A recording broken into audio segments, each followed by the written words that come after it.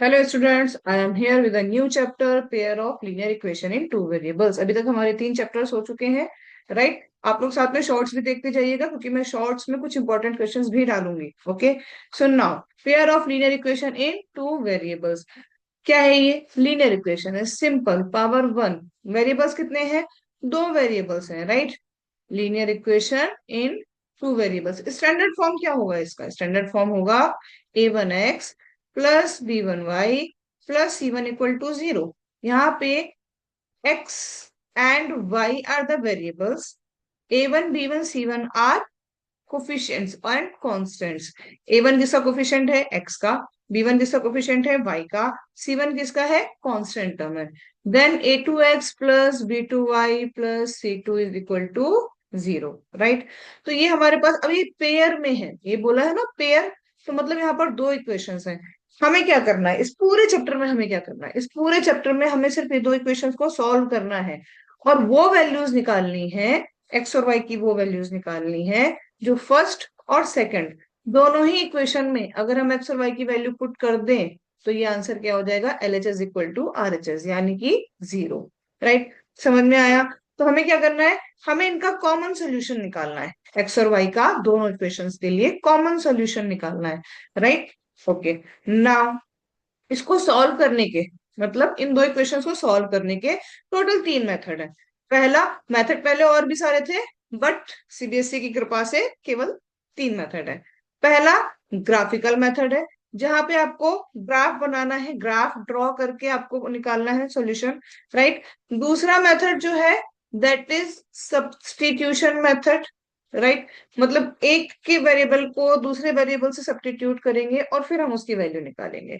तीसरा है elimination method, मतलब हम एलिमिनेट कर देंगे, कुछ ऐसा करेंगे कोफिशिएंट को इक्वेट करके कि हम एक एक वेरिएबल को एलिमिनेट कर देंगे ताकि हम दूसरे की वैल्यू निकाल सकें, राइट। अब हम ये तीनों मेथड आगे जाके पढ़ेंगे, ठीक है। उसके पहले कुछ और चीजें।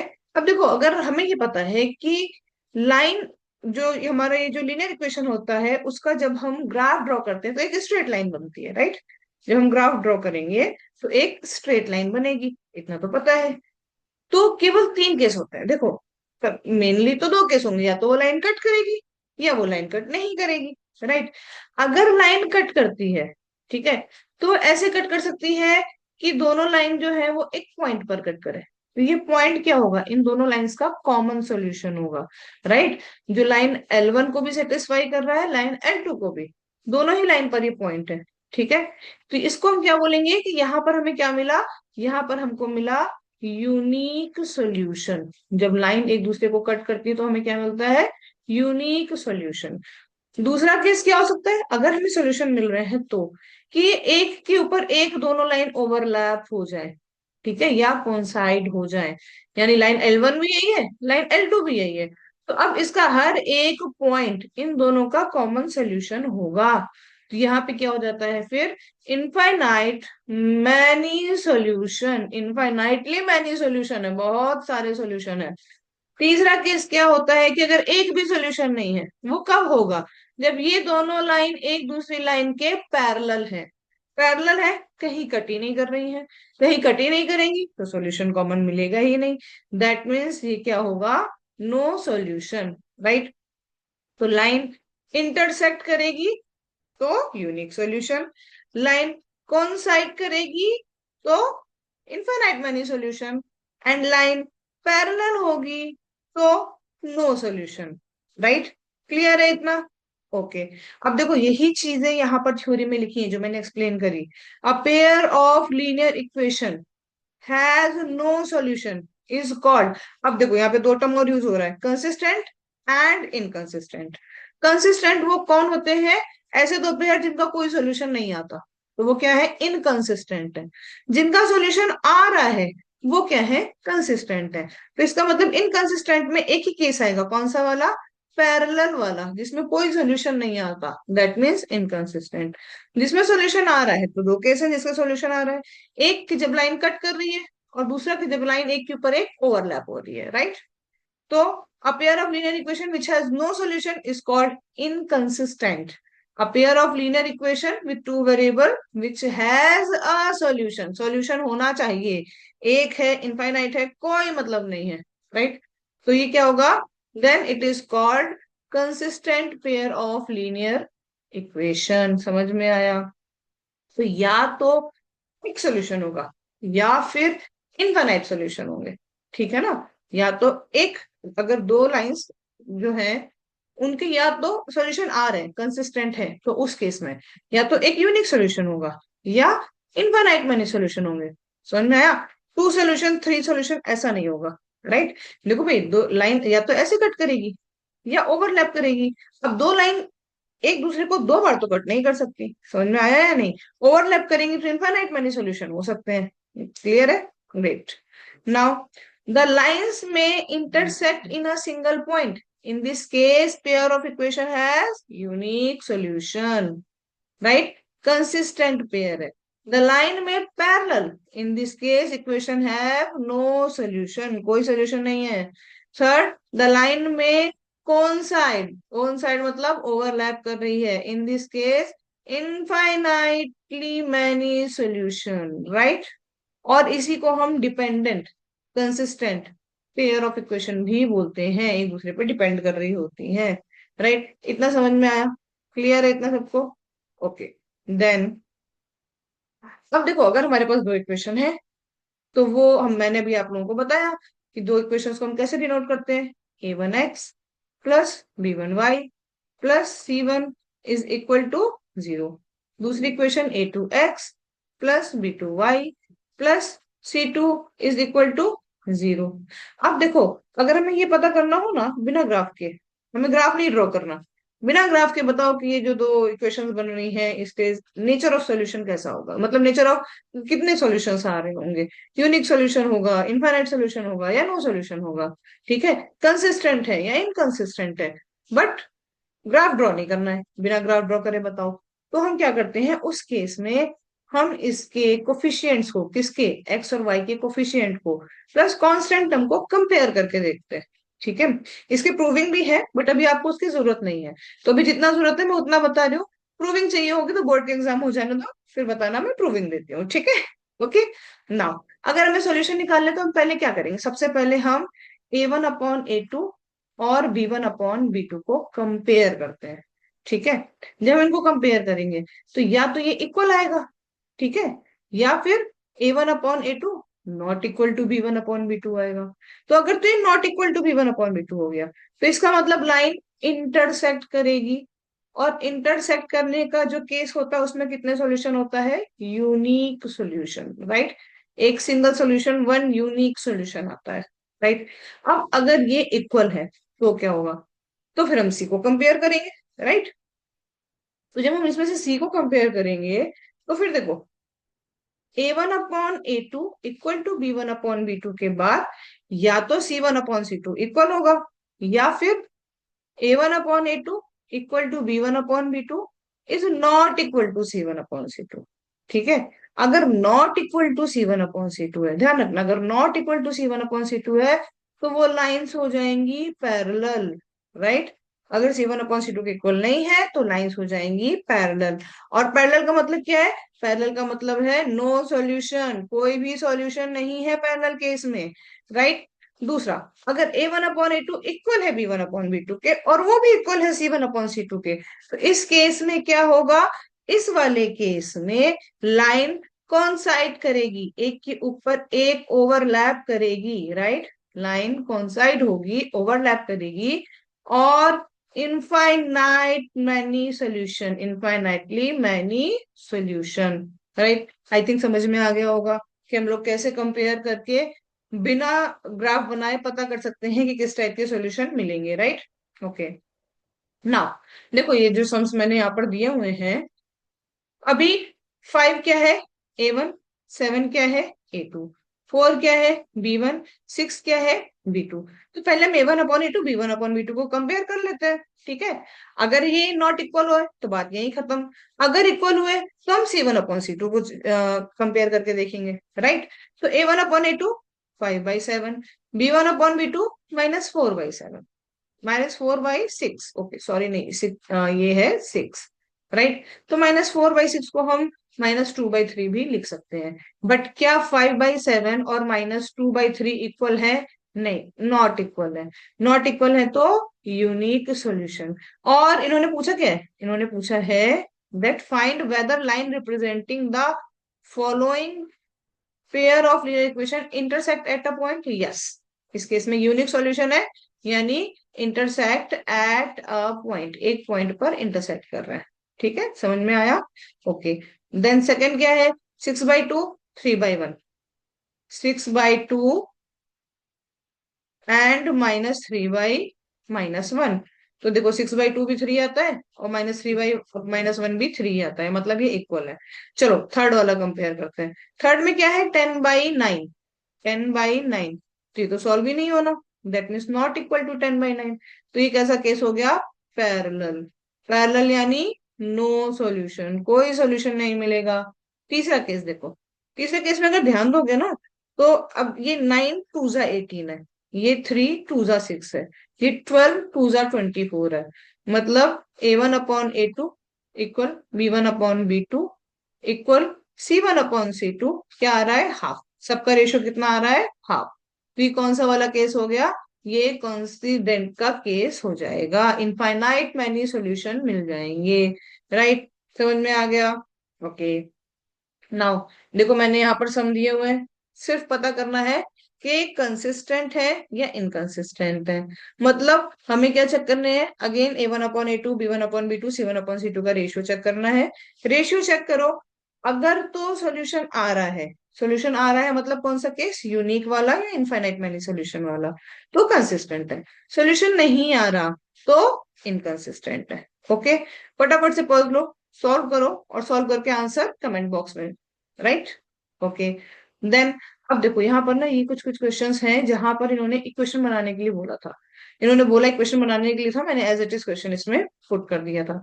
ठीक है, यहाँ पर क्या दिया हुआ है देखो। पहला वाला जो सम है, half of the perimeter of a rectangular garden whose length is 4 more than its width. ठीक है, लेंथ।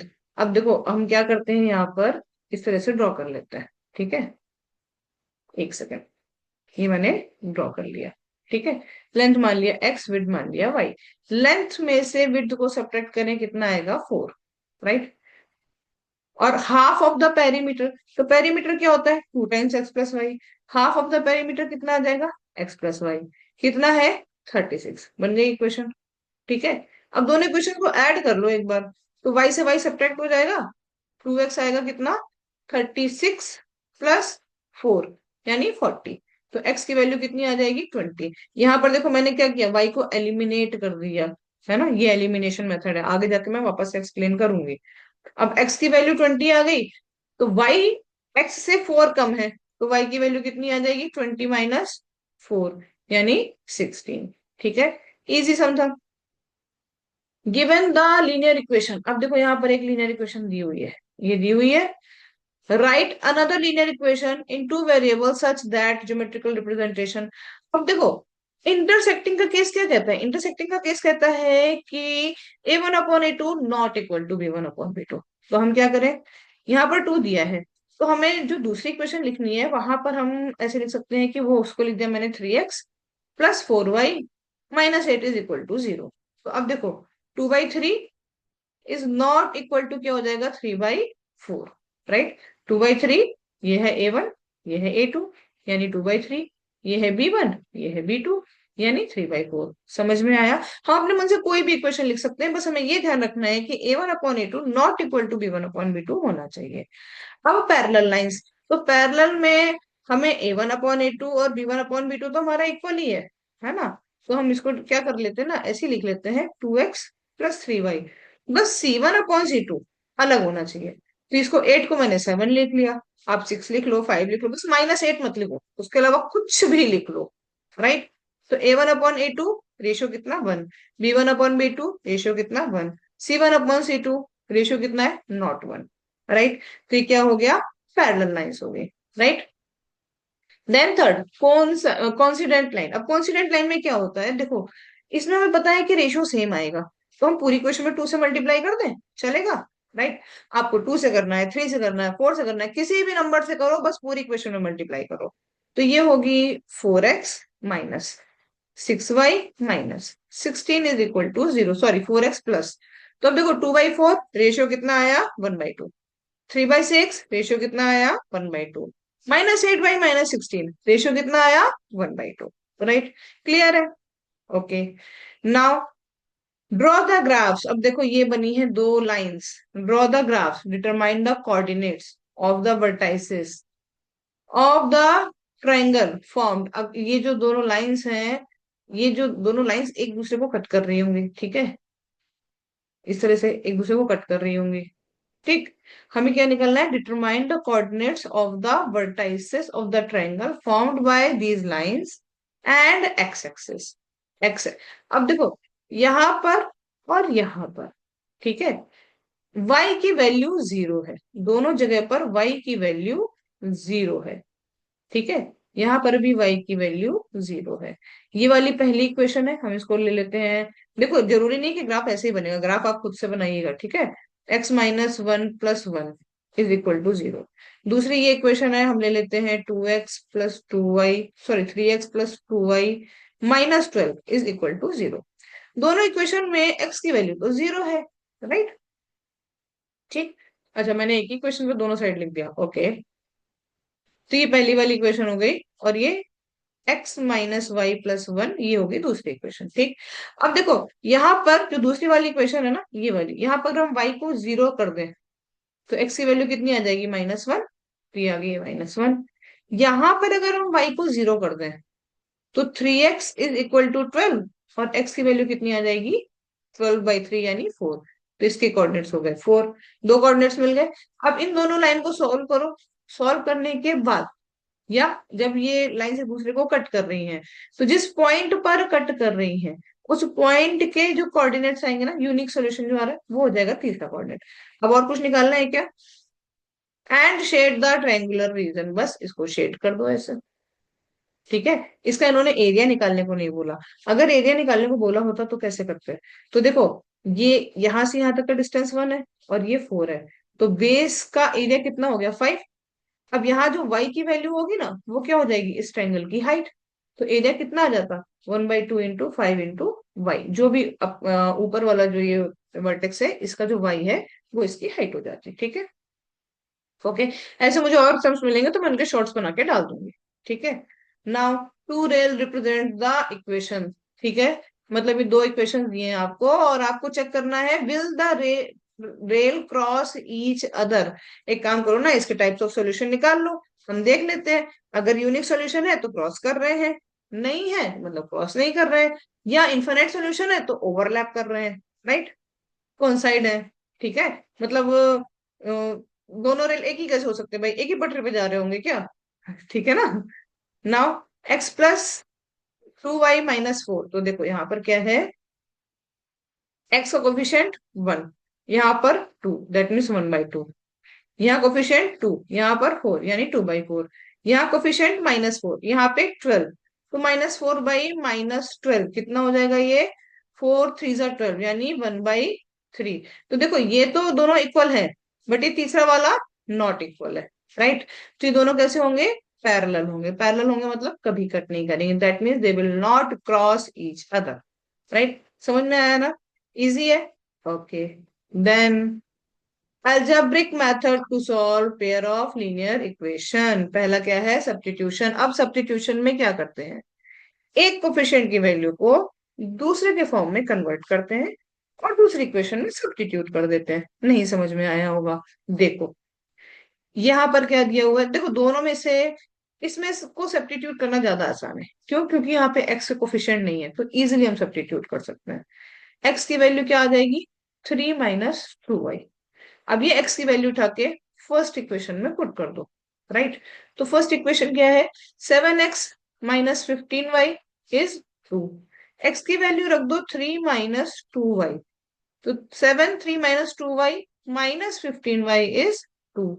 तो 7 3 = 21, 7 2 -14y minus minus minus 15y is equal to two. अच्छा, 14 और 15 कितना हो गया? 29। -29 इज इक्वल टू, ये 21 वहां जाके हो जाएगा सब्ट्रैक्ट, राइट। ये 21 दूसरी साइड जाकर क्या हो जाएगा? सब्ट्रैक्ट। ओके, तो जब ये सब्ट्रैक्ट हो जाएगा तो आंसर कितना आ जाएगा? वाई की वैल्यू कितनी आ जाएगी? -19 अपॉन -29। ठीक है, सही किया है ना? x-2y। ठीक है, पुट कर दिया, तो 7 2 ज़ा 14, और ये भी माइनस, ठीक है, राइट। तो अब कितना आ जाएगा? 19/29। क्लियर है? समझ में आया? कोई डाउट है? नहीं है? वेरी गुड, बहुत अच्छी बात है, नहीं है तो अगर डाउट है तो कमेंट बॉक्स में बता देना, आई will solve them. Okay, now substitution method use करना है। देखो पहला वाला तो इजी है, ठीक है, मैं दूसरा वाला करके दिखाती हूँ। तो यहाँ पर एस की वैल्यू क्या हो जाएगी? 3 + t। उठा के हम दूसरे इक्वेशन में पुट कर देते हैं। तो यहाँ पर एस की जगह पे पुट करो, तो ये हो गया 3 + t/3 + t/2 is equal to 6। अभी 3 को ना दोनों में अलग अलग डिवाइड कर लो, तो 3/3 कितना हो जाता है? 1। 1 + t/3 + t/2 इज 6। ये 1 दूसरी साइड जाके सब्ट्रैक्ट हो जाएगा, 6 - 1 हो जाएगा, तो हो जाएगा 5। और ये t/2 और t/3 का एलसीएम कितना होता है? 6, राइट। 6 होता है ना? तो यहाँ पर हो जाएगा 2t + 2 3 ज़ा 6 यानी 3t इज इक्वल टू 5। तो 5t/6 इज इक्वल टू 5। तो t कितना आ जाएगा?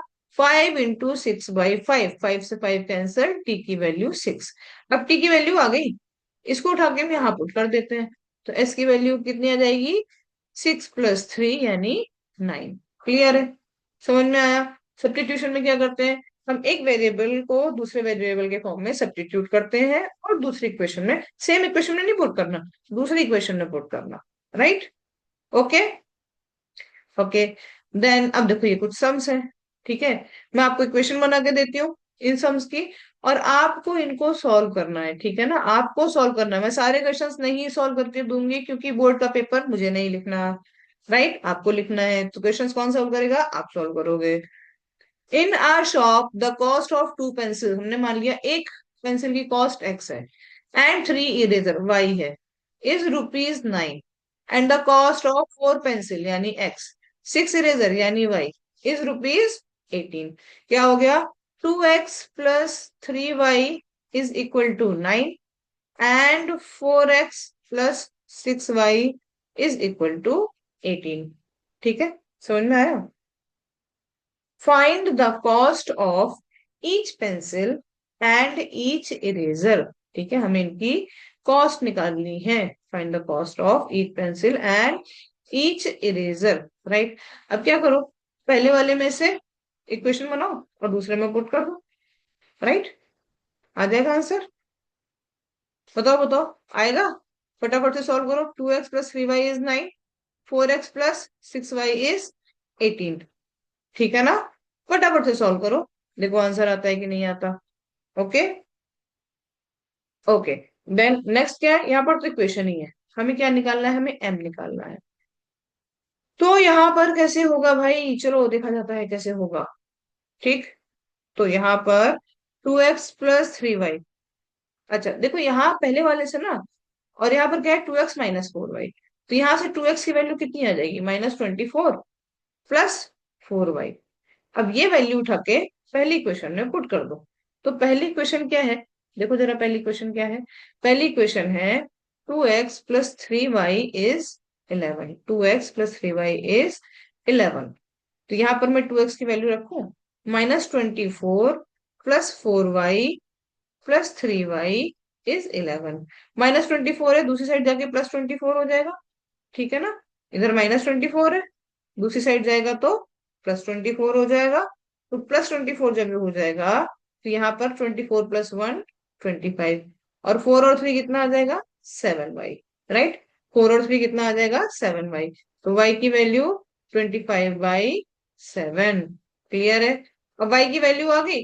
y की वैल्यू उठा के कहाँ पुट करो? ये जहां हमने सब्स्टिट्यूट की थी वैल्यू, यहाँ पर पुट कर दो। ठीक है, तो हमारी x की वैल्यू भी आ जाएगी। ओके, आई थिंक समझ में आ रहा है। अब y और x की वैल्यू आ जाएगी तो हम उसको कहाँ पुट करेंगे, यहाँ पर। ठीक है ना, y और x दोनों की वैल्यू पुट करो, m की वैल्यू आ जाएगी। ट्राई करके देखो, नहीं आता है तो मुझे बताओ, then I will solve that for you. Then next, अब देखो ये जो सम्स हैं, मैं आपको सबके इक्वेशंस कैसे बनाने हैं ये बताती हूँ। सॉल्व करके आंसर आप बताओगे, right. From the pair of linear equation for the following problems and find their substitution by substitution method. अच्छा, हमें क्या करना है, form the pair of linear equation, तो ये फर्स्ट पार्ट करूंगी मैं। ठीक है, and find the solution by substitution method, ये आप पार्ट करोगे आप। The difference between two number is, हम मान लेते हैं एक नंबर है x, दूसरा नंबर है y, इनका डिफरेंस हो गया 26। One is 26 and one number is three times other. तो वन नंबर यानी बड़ा वाला नंबर, छोटे वाले का थ्री टाइम्स है। दूसरी इक्वेशन क्या होगी, x minus three Y is equal to zero, right. Three Y को उधर ले आओ तो इज इक्वल टू जीरो। अब क्या करो, x equal to three Y है ना, उठा के पहली वाली इक्वेशन में पुट कर दो। तो three Y minus Y is equal to 26, two Y is equal to 26, तो y इज इक्वल टू 26/2 यानी 13। आ गई y की वैल्यू। अब y की वैल्यू है 13, तो x की वैल्यू निकाल लोगे, 13 थ्री जा, है ना, 39। आ गई दोनों की वैल्यू, राइट। लो मैंने तो सॉल्व भी कर दिया। Then the larger of two supplementary angle exceeds the smaller by 18 degree. अब एक चीज याद रखो कि दो एंगल्स अगर सप्लीमेंट्री हैं तो उनका सम 180 होता है। सो x प्लस वाई इज 180। हमने मान लिया x लार्जर है, तो लार्जर वाला स्मॉलर वाले से कितना बड़ा है, 18 डिग्री। तो यहां से x कितना आ गया, 18 डिग्री प्लस वाई। इसको कहाँ पुट कर दो, फर्स्ट इक्वेशन में। So 18 plus Y is 180 degree, right. तो y कितना आ गया, सॉरी 18 प्लस वाई क्योंकि हमने एक्स इसलिए पुट किया ना, तो एक और y भी तो आएगा, राइट। तो यहाँ से 2y कितना आ जाएगा, 180 माइनस 18 डिग्री। सॉल्व करो, y निकालो, y की वैल्यू पुट करो, x निकालो, राइट। हो जाएगा। आंसर निकालो और फटाफट बताओ, नहीं आता तो भी बताओ, नहीं आएगा तो फिर मैं सॉल्व करके तुम्हें शॉर्ट्स के फॉर्म में भेज दूंगी। Then the coach of a cricket team buy seven bats and six balls for ₹3800। Bought bat कितने का हो गया x, बॉल कितने की हो गई y। इक्वेशन क्या बनेगी, 7x प्लस 6y इज 3800। दूसरा, थ्री बैट्स यानी 3x, five balls 5y 1750। Simple है, बन गई दोनों इक्वेशंस, कर लो solve, right. Next, a taxi charge in a city consistent. अब ये ध्यान से सुनना क्योंकि ये इक्वेशंस इस टाइप के बनाने में थोड़ा प्रॉब्लम होता है, right. A taxi charges in a city consist of a fix charge together with the charge for the distance covered. तो कैसा होता है ना कि ऑटो वाले ज्यादातर क्या करते हैं, टैक्सी वाले क्या करते हैं कि उनका शुरू का पहले किलोमीटर का, जैसे फर्स्ट किलोमीटर का उन्होंने बोला हम 20 रुपीज लेंगे, एंड आफ्टर दैट आप जितने जितने किलोमीटर जा रहे हो उसके हम 12 रुपीज पर किलोमीटर लेंगे। तो फर्स्ट फिक्स चार्ज हमेशा ज्यादा होता है और उसके बाद किलोमीटर वाले थोड़े कम होते हैं, राइट। तो हमने मान लिया कि इसका जो फर्स्ट फिक्स्ड चार्ज था वो था एक्स, ठीक है। तो फिक्स्ड चार्ज कितना है, फिक्स्ड चार्ज है एक्स, मैं यहां पर लिख लेती हूँ, ठीक। तो फिक्स्ड चार्ज इज एक्स, वो चेंज नहीं होगा, ठीक है। और जो डिस्टेंस के हिसाब से वेरी कर रहा है, राइट, जो डिस्टेंस के हिसाब से वेरी कर रहा है दैट इज वाई, ठीक है ना, बेस्ड ऑन डिस्टेंस। ओके, अभी क्या है, for a distance of 10 kilometer, the charge paid is 105, and for a journey of 15 kilometer, the charge paid is 155. Okay, what are the fixed charge and charge per kilometer? How? अच्छा देखो, पहले क्या है, x plus 10 kilometre कितना हुआ, 10y is equal to 105। दूसरा क्या है, x प्लस 15 किलोमीटर कितना हुआ, 15y इज इक्वल टू 155। ठीक है, इन दोनों को सॉल्व करो और x और y की वैल्यू निकालो। तो जब इन दोनों को सॉल्व करोगे और एक्स और वाई की वैल्यू निकालोगे तो वाई की वैल्यू आ जाएगी 10, ठीक है ना, और एक्स की वैल्यू आ जाएगी 5। चेक करके देखो आता है या नहीं। ठीक। Then how much does a person have to pay for the travelling of distance 25 kilometre. तो हमें निकालना क्या है, हमें निकालना है एक्स प्लस 25 वाई की वैल्यू। तो एक्स और वाई निकालो, पुट करो, आंसर आ जाएगा। ठीक है, क्लियर है, done, okay. Then a fraction becomes, अब ध्यान से सुनना, अ फ्रैक्शन बिकम्स 9/11। तो हम मान लेते हैं कि हमारा फ्रैक्शन जो है that is X upon Y. ठीक। ये एक्स अपॉन वाई जो है 9/11 कब हो जाता है, when 2 is added to numerator. कर लिया हमने 2 ऐड, एंड द डिनोमिनेटर। अच्छा, न्यूमरेटर डिनोमिनेटर दोनों में हम 2 ऐड कर रहे हैं। ठीक है, तो ये क्वेश्चन कुछ ऐसी हो जाएगी, क्रॉस मल्टीप्लाई कर लो जरा दोनों साइड। ठीक है, दोनों साइड एक बार क्रॉस मल्टीप्लाई करो, तो ये इक्वेशन ऐसी हो जाएगी that 11x+2 is equal to 9y+2, यानी 11x+22 is equal to 9y+18। 9y को यहाँ पे लाके सब्ट्रैक्ट कर लेते हैं, तो 11x माइनस 9y, और 22 को उधर ले जाते हैं, इज 18 - 22। ठीक। तो पहली क्वेश्चन क्या बन गई, 11x minus 9y is equal to कितना आएगा, -4। ये हमारी पहली क्वेश्चन। आगे क्या बोला, ठीक, if 3 is added to both numerator and denominator it becomes 5/6। अब दूसरे केस में क्या है, ये तो पहला केस हो गया, दूसरे केस में हम 3 ऐड कर रहे हैं, यानी x+3 अपॉन y+3। तो ये क्या बन जाएगा, 5/6। फिर से क्रॉस मल्टीप्लाई कर लो, तो 6x+3 is equal to 5y+3, और सेम मेथड से सॉल्व करो, तो 6x plus 6 3 = 18 is equal to 5y+15। Right. तो 6x के पास में हम 5y को ले आते हैं, ये हो जाएगा 6x minus 5y is equal to 15 - 18 करो तो कितना आ जाएगा, -3। बन गई दो equation, equation 1 and equation 2। Solve कर लो, और जब तक क्वेश्चन में बोला ना जाए ना कि सब्स्टिट्यूशन मेथड से ही करो, तभी सब्स्टिट्यूशन से करना, वरना मत करना, क्योंकि ये थोड़ा लेंथी हो जाता है। ठीक है, ओके, फटाफट सॉल्व करो और सॉल्यूशन बताओ। अब नेक्स्ट देखो एलिमिनेशन मेथड, ये थोड़ा इजियर है। एलिमिनेशन थोड़ा इजियर है, क्यों, हम क्या करते हैं ना कि हम चेक करते हैं कि कौन से कोफिशिएंट्स के हम वेरिएबल इक्वल कर सकते हैं, इक्वल है या नहीं है। नहीं है तो हम इक्वल करते हैं, और फिर उनको एडिशन या सब्ट्रैक्शन से एलिमिनेट कर देते हैं। ठीक।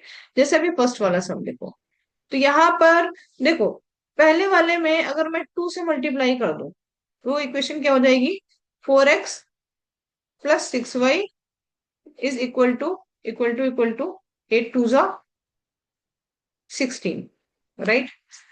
तो थोड़ा सा अगर ध्यान दोगे ना, तो यहाँ पर a1/a2 इज इक्वल टू है b1/b2 के, एंड नॉट इक्वल टू है c1/c2 के। भाई सॉल्यूशन आएंगे ही नहीं। ठीक है, नॉट इक्वल टू है 8y16, तो हमें क्या लिखना पड़ेगा, नो सॉल्यूशन। सॉल्व करने की जरूरत ही नहीं है, क्योंकि सॉल्यूशन आएंगे ही नहीं, करते रहो सब, एक्स और वाई दोनों ही एलिमिनेट हो जाएंगे। राइट। तो ये तुम्हें कंफ्यूज करने के लिए ऐसे सम दिए जा सकते हैं। देन ये 5 ईयर हेंस, जैकब वाला ना बहुत इंपॉर्टेंट क्वेश्चन है। 5 ईयर हेंस मतलब 5 साल के बाद, 5 ईयर्स एगो मतलब 5 साल पहले। ठीक है, तो और निकालनी है प्रेजेंट एज। राइट। तो हम मान लेते हैं कि जैकब की एज है एक्स, उसके बेटे की एज है वाई। राइट। तो मैंने ये बनाए दो केस। पहला केस है 5 ईयर हेंस, तो 5 साल के बाद जैकब की एज होगी x+5, बेटे की एज होगी y+5। क्या बोला क्वेश्चन ने कि 5 year hence the age of Jacob will be 3 times the age of his son. तो ये 3 टाइम्स हो जाएगा, तो x+5 is equal to 3 times y+5। तो x+5 is equal to 3y+15। तो x -3y is equal to +5 है ना, दूसरी साइड जाके 15 - 5 यानी 10। एक इक्वेशन मिल गई। अच्छा, दूसरा 5 ईयर्स एगो 5 साल पहले, जैकब की एज x - y, सन की एज y -5। जैकब की x-5, सन की y-5। Jacob was the 7 times of his son, तो ये था 7 टाइम्स। अब क्या होगा, x-5 is equal to 7y-35।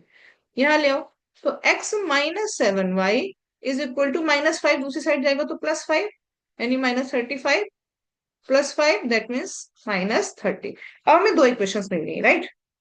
हम इनको ऐसे लिख लेते हैं, x-3y इज इक्वल टू 10 और x-7y इज इक्वल टू -30। हम करेंगे इक्वेशन, इसको ले लेते हैं हम इक्वेशन 1 और ये 2। हम करेंगे सब्ट्रैक्ट इक्वेशन 2 फ्रॉम इक्वेशन 1। तो जो दूसरी इक्वेशन सब्ट्रैक्ट हो रही है उसके सारे साइन चेंज हो जाते हैं, प्लस का हो जाता है माइनस, माइनस का हो जाता है प्लस, और यहाँ पर भी माइनस का हो जाएगा प्लस। इस तरह से साइन चेंज कर लेना, इजी हो जाएगा। अब देखो, +x-x कैंसिल हो गया, -3y+7y कितना आएगा, 4y, +10 +30 कितना आएगा, 40। तो y की वैल्यू कितनी आ गई, 40/4, 40/4 यानी 10। अब y की वैल्यू 10 आ गई, किसी भी एक इक्वेशन में पुट कर लो। तो x-3y कितना था, 10 था, y की वैल्यू है 10, तो 10 × 3 कितना हो जाएगा, -30। दूसरी साइड जाएगा तो कितना हो जाएगा, +30। तो 10 + 30 यानी 40। जैकब की एज, प्रेजेंट एज कितनी है, 40। सन की एज कितनी है, 10। राइट, आ गया समझ में। ओके, देन देखो यहाँ पर ये दो सम्स और दिए मैंने, sum of two digit numbers and the number obtain by reversing the digit. अब टू डिजिट नंबर को देखो हमेशा हम कैसे लिखते हैं ना, जैसे अगर 42 लिखा है तो इसको हम लिखेंगे 4 × 10 + 2, है ना। ये टेंस डिजिट है, ये यूनिट डिजिट है, ऐसे ही लिखते हैं।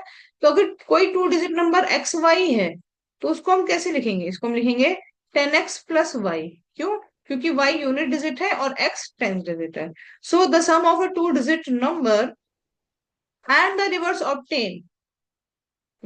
And the digit obtain by reversing the digit is 66। अच्छा ठीक है, if the digits is differ by if the digits of the number differ by 2। हम मान लेते हैं कि हमारा नंबर है 10x + y। तो पहले क्या दिया, x-y इज इक्वल टू 2। अब देखो, अगर हमारी ओरिजिनल डिजिट जो है वो है 10x + y, तो रिवर्स करने पर डिजिट जो बनेगी वो कैसी बनेगी, वो बनेगी 10y + x। इन्होंने बोला the sum of two digit number and the number obtain by reversing, यानी क्या हुआ, 10x + y + 10y + x is equal to 66।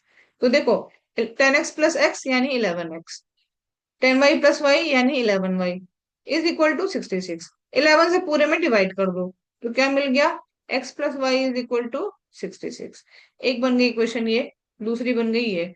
दोनों को ऐड कर लो, ऐड करेंगे तो x + x 2x, -y + y eliminate, 2 + 60 62। ठीक है ना, सॉरी यहाँ तो 6 बचेगा ना, 60 कैसे बचेगा, 6 वही मैंने सोचा, ये तो सिंगल डिजिट में आएगा। तो 2 + 6 8, तो x की वैल्यू 8/2, 8/2 यानी 4। अब x की वैल्यू 4 आ गई, तो 4 y की वैल्यू कितनी होगी, हम x में से कितना सब्ट्रैक्ट करेंगे, 2 बचे, तो y की वैल्यू आ जाएगी 2। राइट, समझ में आया। x की वैल्यू 4 यहाँ पुट कर लो, आंसर आ जाएगा। अब देखो सेम इसी तरह का सेकंड सम है, ये आप लोग खुद से सॉल्व करोगे। राइट, अगर सारे क्वेश्चंस मैं सॉल्व करूंगी वीडियो बहुत बड़ा हो जाएगा। ठीक है, तो सेकंड सम खुद से सॉल्व करो, नहीं आएगा तो बताना, स्क्रीनशॉट ले लो इसका। Right, then Meena went to a bank to withdraw. देखो मैं इसलिए सारे सम्स करा रही हूँ अभी, ताकि आपको एटलीस्ट इक्वेशन बनाना समझ में आ जाए कि इक्वेशन बनाते कैसे हैं।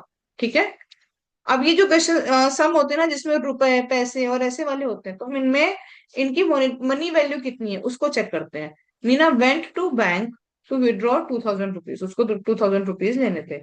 She asked the cashier to give her 50 rupees and 100 rupees के नोट्स। उसने बोला कि मुझे 50 और 100 रुपए के नोट्स दो केवल। Meena got 25 notes in all. तो अगर हम मान लें कि ₹50 के जो नोट्स थे वो थे एक्स, ठीक है, और ₹100 ना, 100 के जो नोट्स थे वो थे वाई। ठीक। तो अब जो 50 रुपीज से वैल्यू बन रही थी वो कितनी बनेगी? तो total money by 50 rupees notes. 50 rupees से टोटल मनी कितनी हो रही होगी? 50x, है ना। अगर उसने 3 नोट्स निकाले तो 50 × 3। 5 नोट्स निकाले होंगे 50 के, तो 50 × 5। ऐसे ही टोटल मनी बाई 100 रुपीज से कितने हो रहे होंगे? अगर उसने 500 रुपीज का नोट लिए तो 500, 10 लिए तो 1000, right.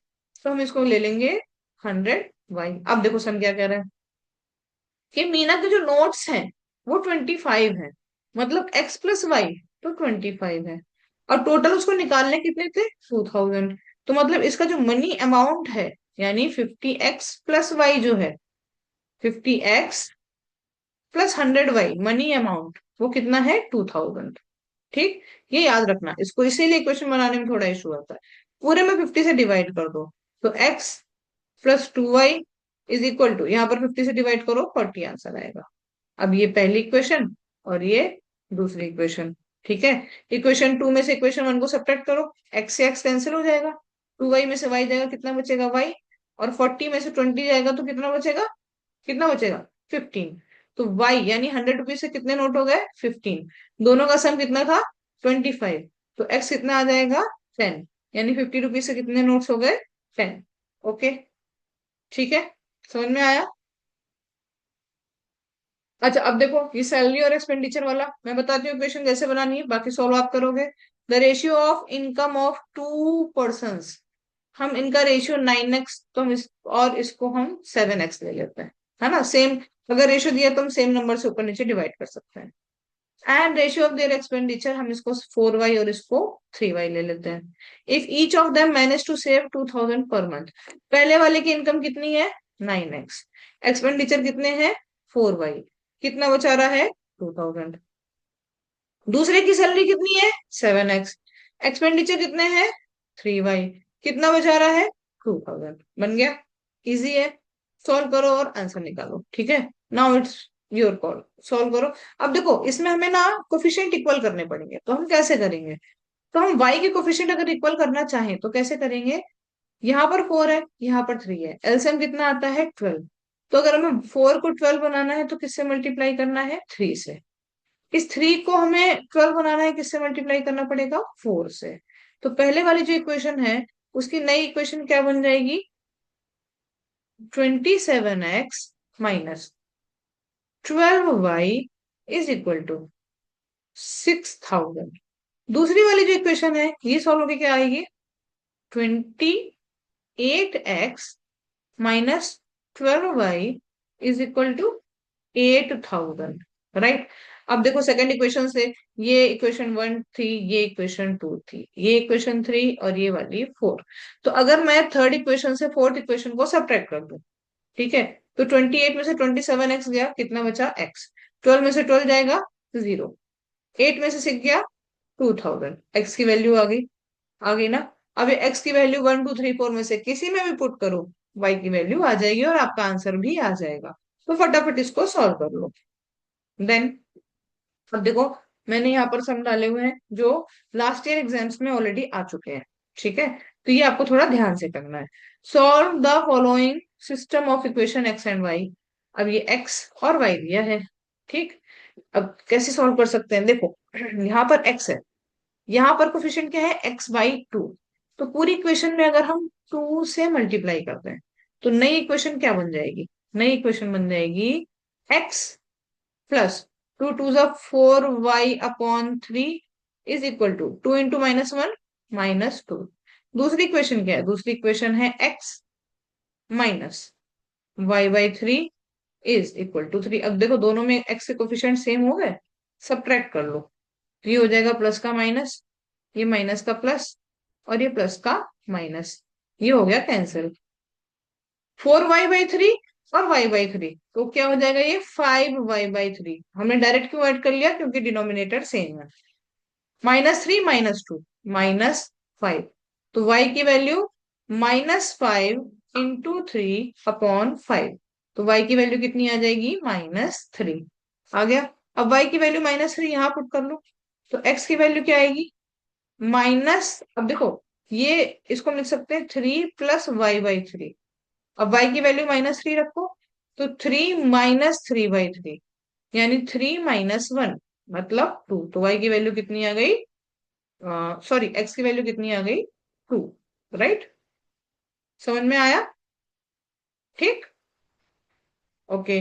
Then solve the following system of equation graphically. Graphs बनाओ, फटाफट से ग्राफ्स बनाओ। देखो कितनी बार कट हो सकता है, ये 1 और ये 2, रेशियो 1/2। ये 3 और ये -3, यानी रेशियो -1। मतलब एक पॉइंट पे कट कर रहा होगा, A1/A2 not equal to B1/B2 है, मतलब एक पॉइंट पे कट कर रहा होगा। बनाओ इसको graph. X and Y are complementary angles such that x plus y are complementary angles. अच्छा, okay. Such that x ratio y is 1:2। तो पहली चीज तो ये कि x प्लस वाई तो 90 होगा, ठीक है। दूसरा क्या दिया, x/y is 1/2, क्रॉस मल्टीप्लाई कर लो तो 2x = y। ये वैल्यू उठा के पहले वाले में सब्स्टिट्यूट कर दो, ठीक है ना। 2x y की जगह रख दो 2x। तो अगर हम y की जगह 2x रख देंगे तो ये कितना हो जाएगा, x + 3x is 90, sorry x + 2x is 90, that means 3x is 90, that means x की value 30 degree.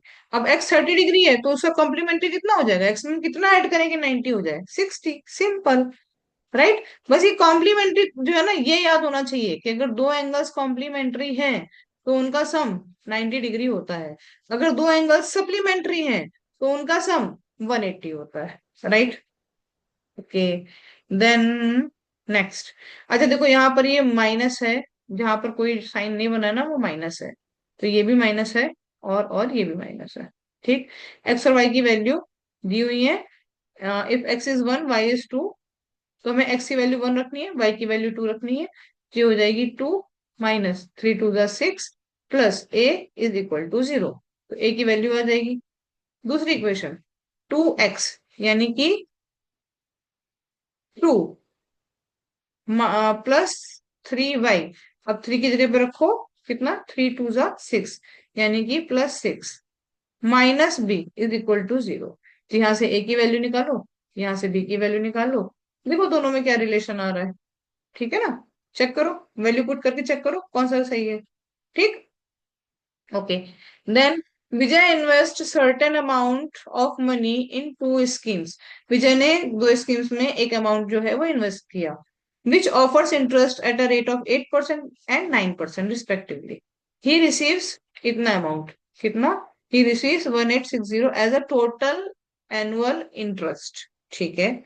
However, had he interchanged the amount of investment in the scheme, he would receive 20 more as a annual interest. How much money did he invest for the scheme? अच्छा, ठीक, per annum के हिसाब से वो invest कर रहा था, ठीक है, ओके। तो हमने मान लिया पहली वाली स्कीम में उसने एक्स रुपीज इन्वेस्ट किए, दूसरी वाली में उसने वाई रुपीज इन्वेस्ट किए। ठीक, पहली वाली में एक्स, दूसरी वाली में वाई। तो पहली वाली में उसको क्या मिला, रेट ऑफ इंटरेस्ट 8%, मतलब 8% ऑफ एक्स, मतलब 8% ऑफ 8% ऑफ एक्स हो गया, प्लस वाई का कितना, 9%। तो 9% of Y is equal to कितना है, 1860। अब अगर ये इंटरचेंज कर दें, मतलब 9% of X plus 8% of Y, तो ये कितना हो जाएगा, 20 मोर, यानी 1860 से 1880। ये होगी पहली इक्वेशन, ये होगी दूसरी इक्वेशन। फटाफट से सॉल्व करो, आंसर आ जाएगा। राइट, समझ में आया कि नहीं, क्लियर है, ओके। देन लास्ट वाला, लास्ट सम क्या है, a train travel a distance of 480 kilometer at a uniform speed. If the speed has been 8 kilometre less, अच्छा 480 किलोमीटर जा रही थी और यूनिफॉर्म स्पीड से जा रही है, ठीक। If the speed has been 8 kilometre less, it would have taken 3 hours more to cover the same distance. ठीक, हम एक काम करते हैं ना, हम ये मान लेते हैं कि पहले ट्रेन एक्स स्पीड से जा रही थी, फिर ट्रेन वाई स्पीड से जा रही थी। तो पहले 480 अपॉन एक्स, ठीक है ना, जो पहली वाली स्पीड थी। और दूसरी स्पीड जो थी वो कितनी थी, 480 upon Y, right. If the speed has been 8 kilometre per hour less, speed less हुई है मतलब कम हुई है, तो क्या होगा, स्पीड कम होगी तो टाइम ज्यादा लगेगा, राइट। तो कितना टाइम ज्यादा लग रहा है, 3 आवर। तो x माइनस वाई की वैल्यू तो कितनी है, कितनी कम हुई है, 8, तो x माइनस वाई की वैल्यू तो आ गई 8। और यहां से देखो, यहां से क्या होगा, यहां से 480 अपॉन एक्स, और ये कितना हो जाएगा, ये हो जाएगा y, ओके। तो हमें y से x को सब्ट्रैक्ट करना पड़ेगा, ठीक है ना। 480 अपॉन एक्स, ये टाइम ज्यादा है, तो यहाँ पर ये x होगा, और ये y माइनस कर लो, और इक्वल टू कितना टाइम डिफरेंस आ रहा है, 3 आवर का डिफरेंस आ रहा है, राइट ना। 3 आवर का, हाँ। तो ये बन गई हमारी दूसरी equation, 480 upon Y minus 480 upon X is equal to 3। ठीक है, क्लियर है। अच्छा, अब मैं एक चीज और बताती हूँ तुम लोगों को, इस सम को ना, बजाय इस मेथड के सॉल्व करने के, यूनिटरी मेथड के, अगर हम इसको क्वाड्रेटिक से सॉल्व करेंगे तो ये ज्यादा इजीली होगा। कैसे होगा, देखो, क्योंकि यहाँ पर ये 1 अपॉन के टर्म में आ गया, हमें सब्ट्रैक्शन करने में प्रॉब्लम होएगा। तो अगर हम इसको क्वाड्रेटिक से करते हैं, तो हम क्वाड्रेटिक से करेंगे तो कैसे, अब देखो, पहले कितना टाइम लग रहा था, 480 अपॉन एक्स का टाइम लग रहा था। स्पीड स्लो हो जाएगी तो टाइम ज्यादा लगेगा, राइट। यानी 480 अपॉन एक्स माइनस 8 से सब्ट्रैक्ट किया जाए 480 अपॉन एक्स को, तो ये कितना आ गया, 3। अब ये ज्यादा इजी हो गया है, राइट ना। हम पहले वाले में भी क्या करते हैं, हम सब्स्टिट्यूट करके आंसर निकाल सकते थे। एक्स माइनस वाई की वैल्यू कितनी आ जाती, वाई की वैल्यू कितनी आ जाती, एक्स माइनस 8, हम यहाँ सब्स्टिट्यूट करते और आंसर निकाल लेते। समझ में आया ना। उसमें हम डायरेक्ट नहीं करेंगे, हम सब्स्टिट्यूट करके करेंगे, उसमें एलिमिनेशन नहीं होगा, उसमें सब्स्टिट्यूट ही होगा, ठीक है। अब इसको सॉल्व कर लो, क्वाड्रेटिक बन जाएगी। तो 480 हो गया कॉमन, और ब्रैकेट में X minus 8 upon X, X minus 8 is equal to 3, right. Solve करो, क्वाड्रेटिक इक्वेशन बनेगी, क्वाड्रेटिक करके आंसर आ जाएगा। ठीक, ट्राई करके देखना, नहीं आएगा तो बताना। मैंने क्वाड्रेटिक में इस टाइप के सम्स करवाए हैं वैसे, नहीं आएगा तो बताना, देन मैं इसके शॉर्ट्स बना के आपको देती हूँ, ठीक है। ये कुछ और सम्स है, एक बार इनका स्क्रीनशॉट ले लीजिए। ये 2024 के सम्स हैं, ठीक है। 2024 में ये वाले सम्स आए थे, सप्लीमेंट्री वाला है, देखो ये हम लोगों ने अभी सप्लीमेंट्री वाला किया, प्लस ऐसे एज वाले सम भी हम लोगों ने अभी किए थे, वो जॉन्स और जैकब और उसके बेटे वाला, राइट।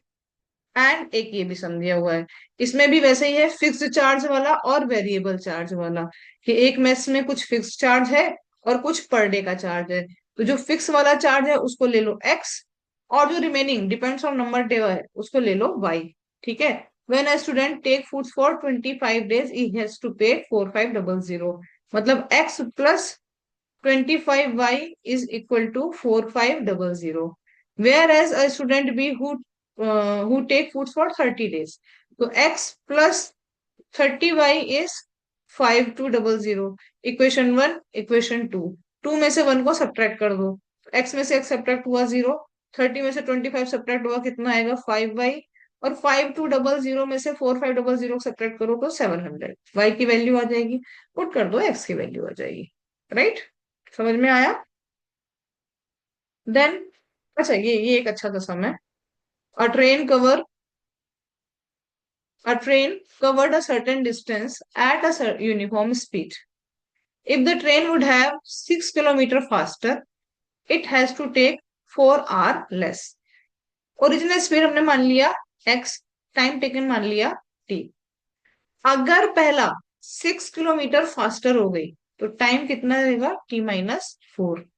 केस 2, अगर 6 किलोमीटर स्लोअर हो गई तो टाइम कितना लगेगा हमको, कितना टाइम लगेगा, 6 आर मोर, यानी t+6, राइट। 6 आर मोर यानी t+6। तो हम इसकी डिस्टेंस मान लेते हैं d, तो d upon x+6, D upon, अच्छा यहाँ पर टाइम ज्यादा लग रहा है ना, तो हम x-6 वाले में से x+6 वाली स्पीड को सब्ट्रैक्ट कर देते हैं। ये स्लोअर में से हम फास्टर को सब्ट्रैक्ट कर देते हैं, ठीक, माइनस कर देते हैं, -d/x+6। तो ये कितना हो जाएगा, ये हो जाएगा t+6 -t-4। तो माइनस माइनस प्लस हो जाएगा, तो t से t cancel, that means 10, right. t से t कैंसिल, दैट मीन्स 10। तो अब इस क्वेश्चन को सॉल्व करो फटाफट से और आंसर निकालो, राइट। अगर नहीं समझ में आता है तो मुझे बताओ, मैं तुम लोगों को फटाफट से कमेंट बॉक्स में लिख के बताओ अगर आंसर नहीं आ रहा, then I will give you solution, right. But at least try करो, ठीक है ना, ट्राई करो। सारे सॉल्यूशंस अगर मैं बना कर दे दूंगी, तुम लोग खुद से सॉल्व नहीं करोगे तो एग्जाम में क्लिक नहीं करेगा कि कैसे करना है। देखो, मैथ्स के टीचर आपको एक्सप्लेन कर सकते हैं, आधा सम मतलब इक्वेशन कैसे बनाना है वो बता सकते हैं, बट अगर एक मैथ्स का टीचर आपको पूरा सॉल्यूशन निकाल के दे रहा है और आप खुद से मेहनत नहीं कर रहे हो, खुद से एफर्ट नहीं डाल रहे हो, तो ये मान के चलो कि आपको एग्जाम के टाइम में प्रॉब्लम आएगी। भले ही आपको सब कुछ आता हो, स्टिल आपको कैलकुलेशन करने में प्रॉब्लम आएगी, क्योंकि आपने कभी करी ही नहीं है, ठीक है। तो ट्राई करो, खुद से सॉल्व करो, नहीं समझ में आएगा, I am here to help you. मैं आपके सारे डाउट्स बताऊंगी, सारे डाउट्स सॉल्व करूंगी, बट एटलीस्ट ट्राई करो, okay. So this chapter is end now. अगर इसके अलावा भी आपको लीनियर इक्वेशंस के और कोई ऐसे सम है जो इस वीडियो में कवर नहीं हुए हैं, किसी भी टाइप का सम जो कवर नहीं हुआ है, आपको डाउट आ रहा है, तो आप मुझे बताओ, I will help you how to solve that question, okay. Okay, bye bye, all the best.